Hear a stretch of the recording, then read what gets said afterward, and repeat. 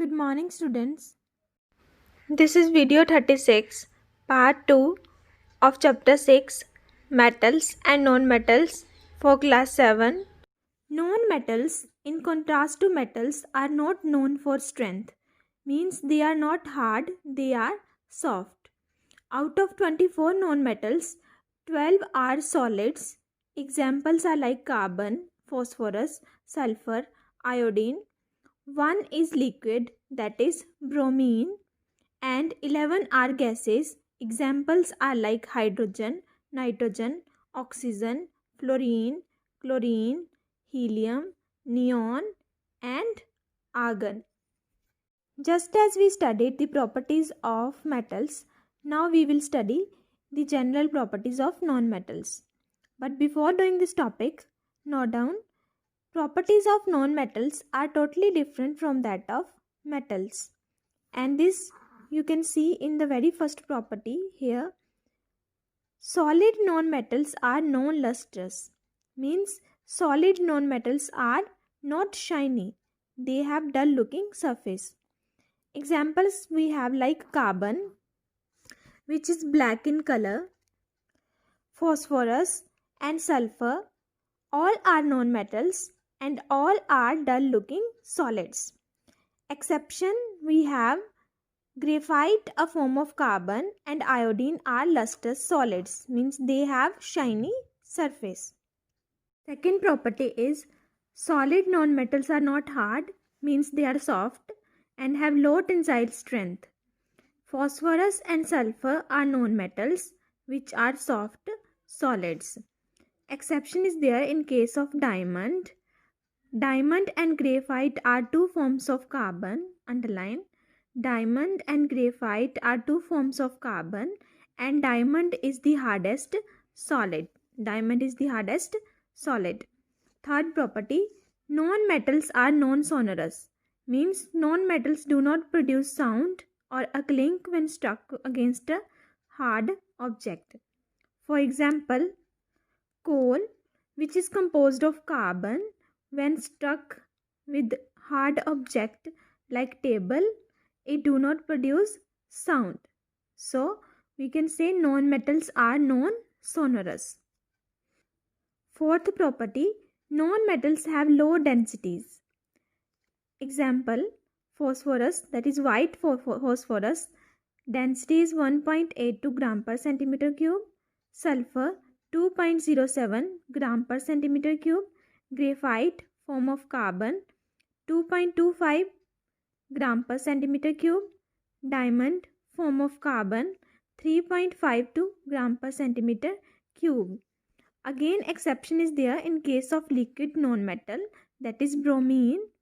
So bromine is liquid non-metal having high density and it is 3.13 gram per centimeter cube. This figure is quite high among all the non-metals. So we can say liquid non-metal bromine has a high density. Fifth property is non-metals have low melting points and boiling points. Low melting points and low boiling points of non-metals are due to softness. Here we have 3 points. Very first point is about solid non-metals. Underline, solid non-metals melt and boil at low temperatures but at temperatures higher than room temperature. Means melting points and boiling points of solid non-metals are low but higher than room temperature. Second is about liquid non-metal, that is bromine. Bromine, the only liquid non-metal, melts below but boils above room temperature. Means its melting point is lower than room temperature but its boiling point is higher than room temperature. And third point is about gaseous non-metals. Non-metals existing in the gaseous state under ordinary conditions have melting points and boiling points below room temperature. Means melting points and boiling points of non-metals which are gaseous in nature are lower than room temperature. See here, melting points and boiling points of non-metals are quite low. But carbon, which is non-metallic element, its melting point is quite high, approximate 3550 degree Celsius. Solid non-metals are brittle rather than malleable. Means solid non-metals cannot be beaten into thin sheets or cannot be rolled into thin sheets, or we can say they break upon being beaten.